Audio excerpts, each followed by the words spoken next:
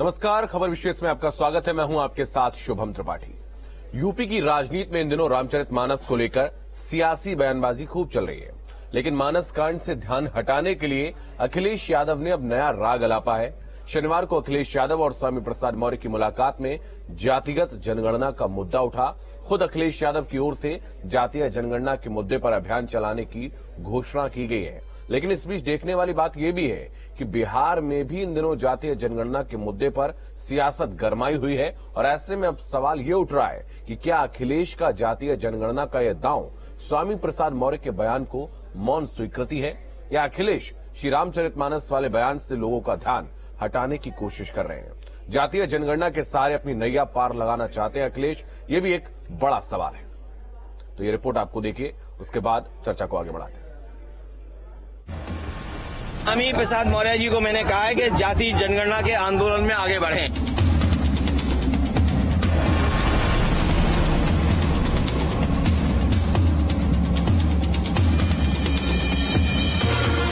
मानस पर गिरी समाजवादी पार्टी का नया प्लान।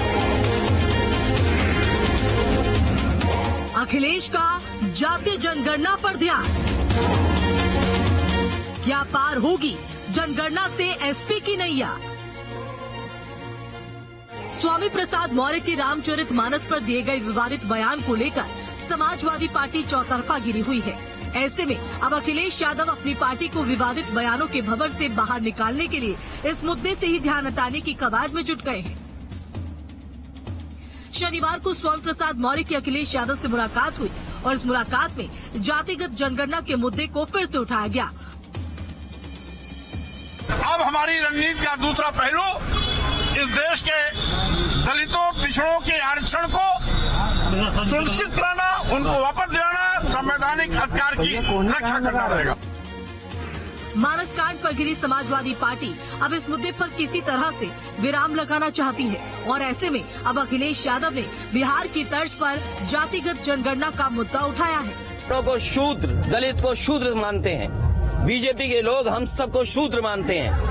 उनको ये तकलीफ है कि हम उनके धार्मिक स्थान पे क्यों जा रहे हैं, गुरु संत लोगों से आशीर्वाद लेने के लिए।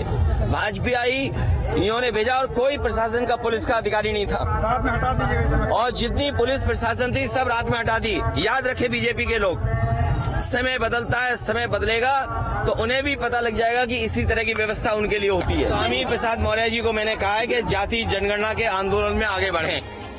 अखिलेश यादव ने बिहार में होने वाली जाति जनगणना पर नीतीश सरकार की तारीफ भी की है। अखिलेश यादव ने कहा कि जाति सर्वेक्षण होना ही चाहिए। ऐसे में अब सवाल ये उठ रहा है कि 2024 से पहले रामचरितमानस वाले बयान पर गिरी समाजवादी पार्टी अब जाति जनगणना के सहारे अपनी नैया पार लगाने में जुट गई है। Team news state. तो इस रिपोर्ट के जरिए आपने विषय को समझा। हमारे साथ जो खास मेहमान जुड़ रहे हैं उनका परिचय आपसे करवाते हैं। बीजेपी प्रवक्ता अविनाश त्यागी हमारे साथ जुड़ रहे हैं। प्रोफेसर भुवन भास्कर जोशी समाजवादी पार्टी के प्रवक्ता है।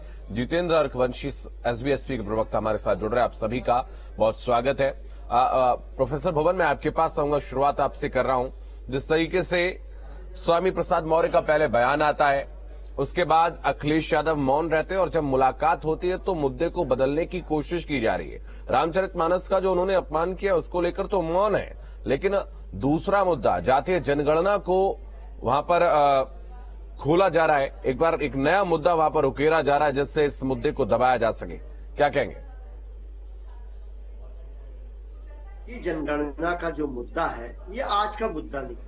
पार्टी इसको लगातार इसको उठाने का काम कर रही है। माननीय अखिलेश यादव जिस मांग को लेकर प्रखर है और हमें निश्चित तौर पर इसको आंदोलन के रूप में दिशा देने का काम माननीय अखिलेश यादव जी ने करा है और उन्होंने कहा है कि जो बिहार की तर्ज पर उत्तर प्रदेश में भी जाति जनगणना हो। और ऐसे ही तो माननीय सुप्रीम कोर्ट ने अभी जो विषय आया था आरक्षण का, उसमें भी तो माननीय न्यायालय जो इसी और दिशा में बढ़ता हुआ दिख रहा है। उन्होंने भी कहा है कि जनगणना करिए, जाति की जनगणना नहीं, और आरक्षण की व्यवस्था को लागू करिए। तो ये तो बात को माननीय न्यायालय ने कहा है, उसी को आगे बढ़ाने का काम हमारे नेता माननीय अखिलेश यादव जी ने कहा है। और हमको लगता है कि जब सभी जातियों को गणना हो जाएगी तो उनको समुचित न्याय, सोशल जस्टिस, उनकी आर्थिक विषमता, ये सबको दूर करा जाएगा। जो अभी तक अनछुए पहलू है उन सब पे काम हो। लेकिन जिस तरीके से रामचरितमानस को लेकर जो बयान आया उस पर कार्रवाई के बजाय उनको समर्थन देना, उन पर उनके बयान को कहीं ना कहीं मूक सहमति देना, ये तो एक बड़ी जनभावना का कहीं ना कहीं अपमान कर रहे हैं अखिलेश यादव। देखिए, मैं इतना कहना चाहता हूं, राष्ट्रीय अध्यक्ष माननीय अखिलेश यादव जी के जो आदेश होता है, जो उनकी लाइन होती है, हम लोग सब समाजवादी लोग उस पर चलने का काम करते हैं। व्यक्तिगत कोई राय पे किसी भी कार्यकर्ता के मैं कोई आज तक मेरे 29 साल के सार्वजनिक जीवन में मैंने कभी टिप्पणी नहीं करी है। हम केवल माननीय अखिलेश यादव जी के जो दिशा निर्देशन होता है, जो गाइडलाइन होती है, उस पर काम चलने का काम नहीं। लेकिन स्वामी प्रसाद मौर्य चूंकि कोई व्यक्तिगत थोड़ी ना उनका जीवन है, सार्वजनिक जीवन है, जनप्रतिनिधि है और विधान परिषद के सदस्य हैं, लेकिन एक अगर समुदाय विशेष के लिए कोई उनकी टिप्पणी रहती है तो ये कितना उचित है? आप जनता से हैं, आप व्यक्तिगत क्या होता है राजनीति में? मैं बहुत जिम्मेदारी से बोलना चाहता हूं। मैंने कहा कोई कार्यकर्ता अगर कोई अपनी व्यक्तिगत टिप्पणी करता है, उस पर कोई आज तक मैंने कोई बयान नहीं करा है कि उनका अपना व्यक्तिगत बयान है। पार्टी के सीनियर नेता भी इस बात को कह चुके। अविनाश जी, मैं आपके पास आऊंगा। क्या पल्ला झाड़ने की कोशिश होती है कि या फिर मूक सहमति है स्वामी प्रसाद मौर्य के इस बयान को?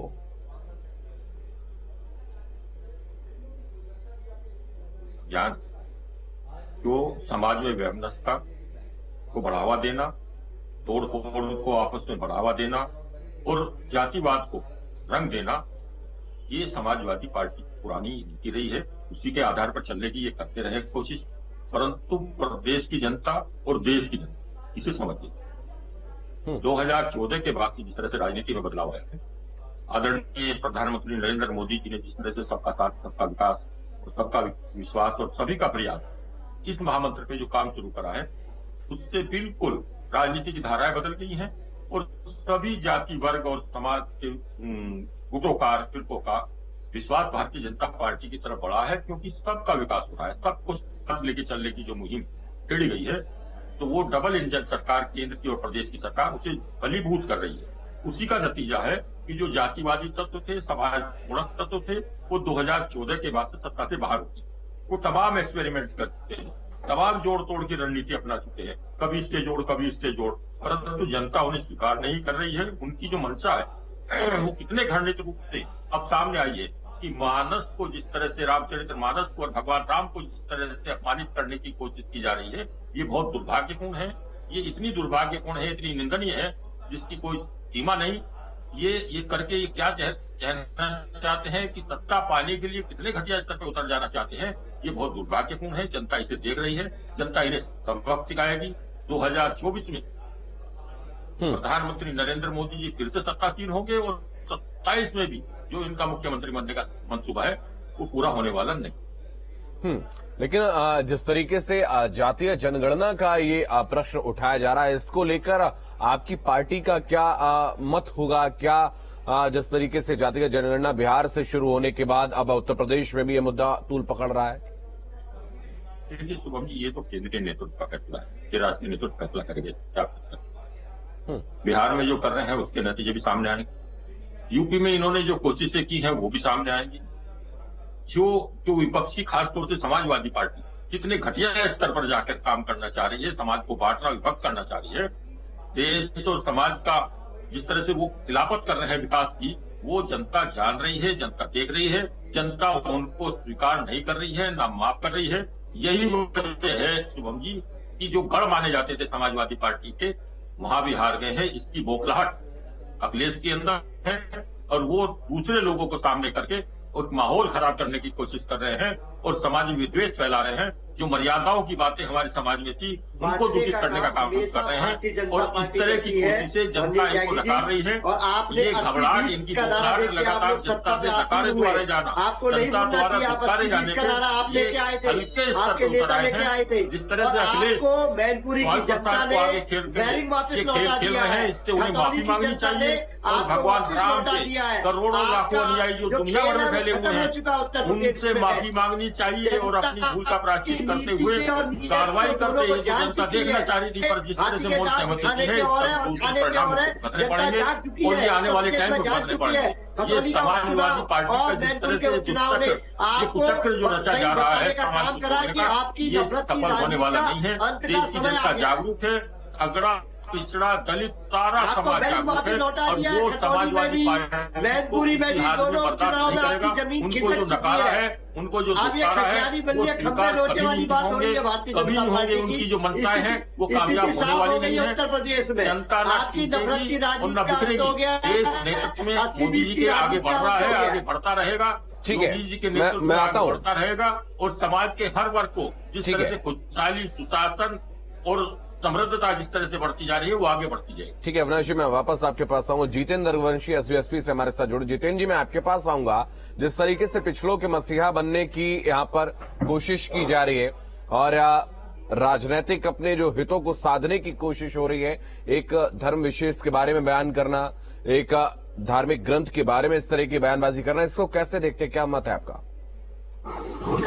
पहले तो मैं स्पष्ट कर दूं, जितेंद्र की जगह जनेंद्र नाम लिखवा दीजिए। मेरा नाम जनेंद्र अर्कवंशी है जी, तो उसको संशोधित करवा दीजिए। बिल्कुल। और जहां तक जो अगर अखिलेश जी ने जातिगत जनगणना की बात उठाई है, तो उनकी सरकार 4 बार रही। उन्होंने पहले तो अपनी सरकार के समय में ऐसी बात कभी नहीं दोहराई। दूसरी चीज की अभी जो सोशल मीडिया उनके सेल है, जो उसकी वजह से जो डेंट लगा है पार्टी पे, समाज में छवि खराब हुई है। और दूसरा, स्वामी प्रसाद मौर्य जी के रामचरितमानस पे उठाए गए जो अनुचित टिप्पणियां थी, अभद्र टिप्पणियां थी, उसकी वजह से पार्टी को जो डेंट लगा है, अब उसको पेंट करने की कोशिश की जा रही है। उससे ज्यादा कुछ नहीं है। मैं आपको बता दूं कि जो ओबीसी आरक्षण है उत्तर प्रदेश में, उसका सबसे ज्यादा लाभ 4 जातियां उठाती हैं और इसका सबसे बड़ा कारण कहीं ना कहीं समाजवादी पार्टी रही। और उसके अगर आपको याद होगा तो इनके समय में कई भारतीयों को हाई कोर्ट ने रोका था। तो एक ही जाति से सभी भारतीयां जितनी भी निकलती थी, उनमें एक ही जाति को भर दिया जाता था, चाहे वो जिले से, थाने से लेके, चाहे शिक्षा के क्षेत्र में हो, चाहे किसी भी क्षेत्र में हो। बल्कि जो इनके 3-4 जो अध्यक्ष थे, लोक सेवा आयोग के अध्यक्ष थे, उन सबको हाई कोर्ट के कहने पर हटाया गया था। जातिगत जनगणना की मांग जो है, हमारी पार्टी का जो स्थापना हुई है उस दिन से कहते आ रहे हैं। और 2020 से 2019 से 2021 के बीच में हमने जिले के 75 जिलों में, अपने प्रदेश के 75 जिलों में, हर डीएम ऑफिस, हर एसडीएम ऑफिस में हर सोमवार को जाके 2 साल तक कवायद चलाई थी कि जाति, ठीक है, ये तो जातीय जनगणना पे, ये तो जातीय जनगणना पे आपका पक्ष हो गया। लेकिन अखिलेश यादव का जो पक्ष रहा, उसको क्या कहेंगे? जिस तरीके से अखिलेश यादव यहाँ पर शांत नजर आ रहे हैं स्वामी प्रसाद मौर्य के बयान के बाद भी। नहीं, तो ये कहीं ना कहीं देखिए, उनके कंधे पे, स्वामी प्रसाद मौर्य जी के कंधे पे बंदूक रख के चला रहे हैं। एक नया प्रयोग कर रहे हैं कि समाज में दरार पड़े। वो नहीं चाहते हैं रामचरितमानस जैसा, क्योंकि उन्हें यही नहीं पता है देश काल में लिखा गया है, किस देश काल में रामचरितमानस लिखी गई है। और ठीक है, जो मैं वापस आता हूं जैनेंद्र आपके पास। एक बड़ी खबर इस वक्त अपने दर्शकों को बता दें। डिप्टी सीएम केशव प्रसाद मौर्य ने समाजवादी पार्टी पर निशाना साधा है। स्वामी प्रसाद को लेकर अखिलेश यादव पर वार। अखिलेश यादव ऐसी बयानबाजी करा रहे हैं और बीजेपी पर लगातार आरोप लगा रहे हैं। अब देश में हिंदू संस्कृति को अपना आधार मान लिया है। परिवर्तन के साथ देश आगे बढ़ रहा है, ऐसा केशव मौर्य का कहना है। तो बड़ी खबर आपको बता दें, केशव प्रसाद मौर्य ने अखिलेश यादव पर निशाना साधा है। क्या कुछ कहा, सुनाते हैं। या समाजवादी पार्टी के वर्तमान मुखिया श्री अखिलेश यादव जी के द्वारा इस प्रकार की बयानबाजी करवाई जा रही है, जो कतई अनुचित है। और ऐसे आरोप लगाए जा रहे हैं जैसे कि भारतीय जनता पार्टी ने सब कुछ किया हो और हिंदू विरोधी आचरण जिस स्तर पर पहुंचाने का काम किया जा रहा है। मैं मानता हूं कि अब यह देश हिंदू संस्कृति को आधार मान करके सबका साथ, सबका विकास का संकल्प लेकर के बहुत तेजी से आगे बढ़ रहा है। अविनाश जी, मैं आपके पास आऊंगा। जिस तरीके से लगातार जो बयानबाजियां भी हो रही हैं और अब तो अगर हम देखें अखिलेश यादव की कहीं ना कहीं मौन स्वीकृति भी नजर आ रही, क्योंकि मैं कभी इंटरव्यू देख रहा था जिसमें स्वामी प्रसाद मौर्य से जब एक पत्रकार ने पूछा कि आखिर अखिलेश यादव क्यों मौन है, तो खुद मैं उनके बयान को पढ़ता हूं। खुद स्वामी प्रसाद मौर्य ने कहा है कि मौनम स्वीकृत्या लक्षणम, यानी अखिलेश यादव की चुप्पी का मतलब है कि वह समर्थन में है। अब तो खुद स्वामी प्रसाद मौर्य ने इस बात को स्वीकार लिया है कि अगर हमने रामचरितमानस के बारे में कुछ बोला तो अखिलेश यादव का भी इसमें समर्थन हमको प्राप्त है। देखिए शुभम जी, महावीर प्रसाद जी पूरी देश की, प्रदेश की, पूरी दुनिया जान गई।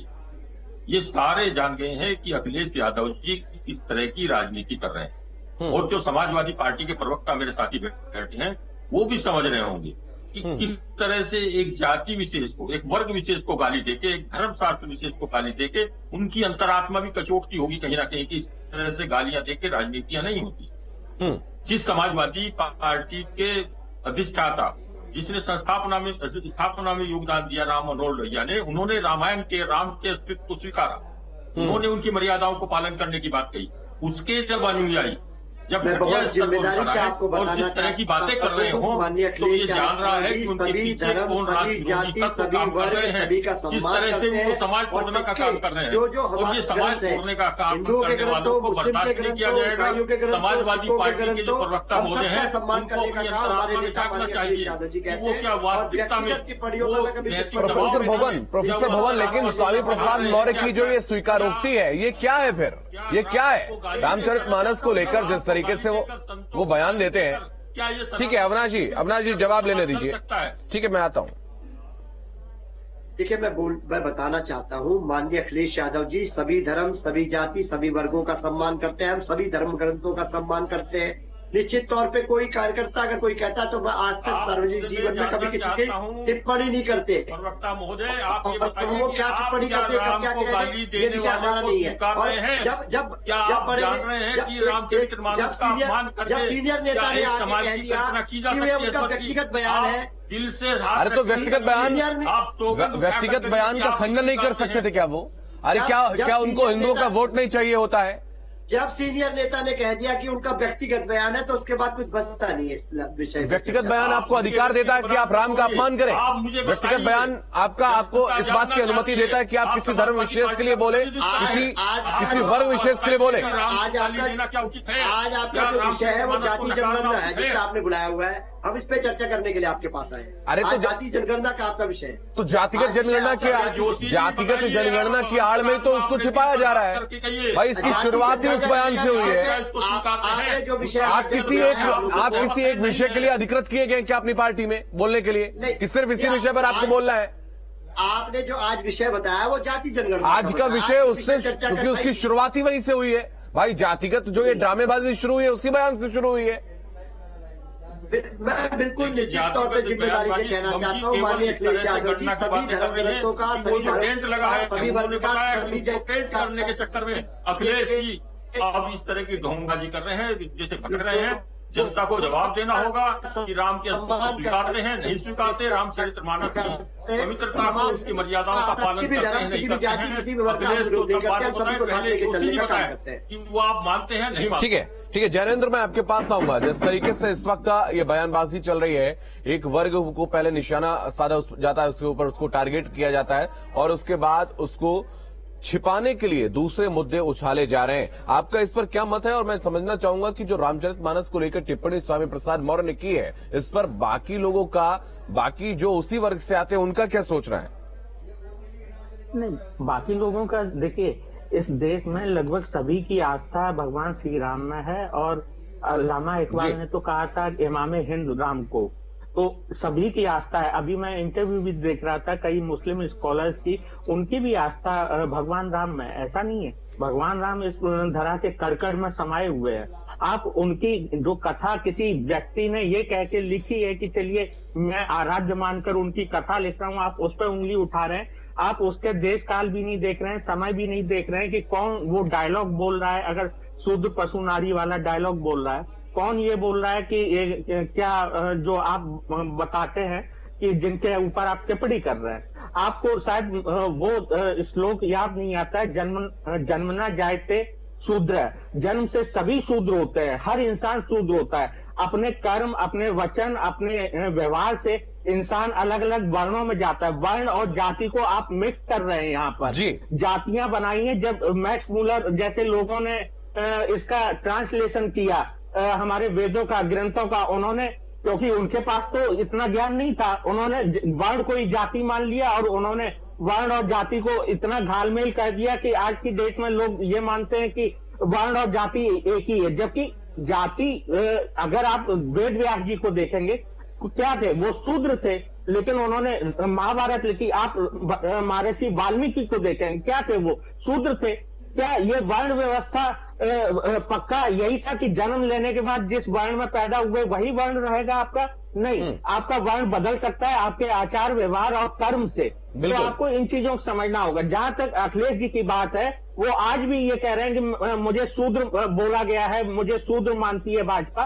तो ये मैं बिल्कुल इस खंडन करता हूं ऐसी चीजों का, और निंदा करता हूं कि आप अब भी समाज में ऐसी वैमनस फैलाने की बातें करते हैं। और जो मैं तो ये कहता हूँ, जो बेचारे अभी उतना पढ़े लिखे नहीं है, जो शूद्र और पिछड़ा वर्ग में अंतर कर पाए, आप उनको उनकी आंखों में धूल झोंक रहे हैं हमारे नेता माननीय अखिलेश यादव जी को भारतीय जनता पार्टी के वो तो आपके सोशल मीडिया अकाउंट से समझ में आ गया था कि जिसके ऊपर FIR लिखवाई गई थी। कितनी आप लोग इज्जत कहते हैं महिलाओं की, कितनी आप इज्जत कहते हैं बुजुर्गों की, उस अकाउंट से कितनी गालियां और अभद्र भाषा का प्रयोग किया गया दूसरों की माँ बहनों के बारे में। आप मुझे बताइए, रामचरितमानस की बात मत कीजिए आप यहाँ पर बैठ के, आप भगवान राम की बात मत कीजिए यहाँ पर बैठ कर।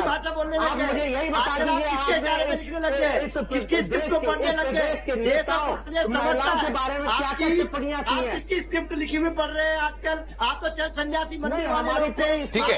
ठीक है, मैं रुकना चाहूंगा आपको। एक बड़ी खबर अपने दर्शकों को बता दें, स्वामी प्रसाद मौर्य ने एक बार फिर से ट्वीट किया है, पिछड़ों के अपमान की साजिश का करता रहूंगा विरोध, पिछड़ों महिलाओं को सम्मान दिलाऊंगा, ऐसा मौर्य का कहना है। तो सम्मान दिलाने तक नहीं बदलूंगा अपनी बात। उन्होंने लिखा है कि धर्म की दुहाई देकर आदिवासियों, दलितों, पिछड़ों और महिलाओं को अपमानित किए जाने की साजिश का विरोध करता रहूंगा। जिस तरह कुत्तों के भौंकने से हाथी अपनी चाल नहीं बदलता, उसी प्रकार इनको सम्मान दिलाने तक मैं भी अपनी बात नहीं बदलूंगा।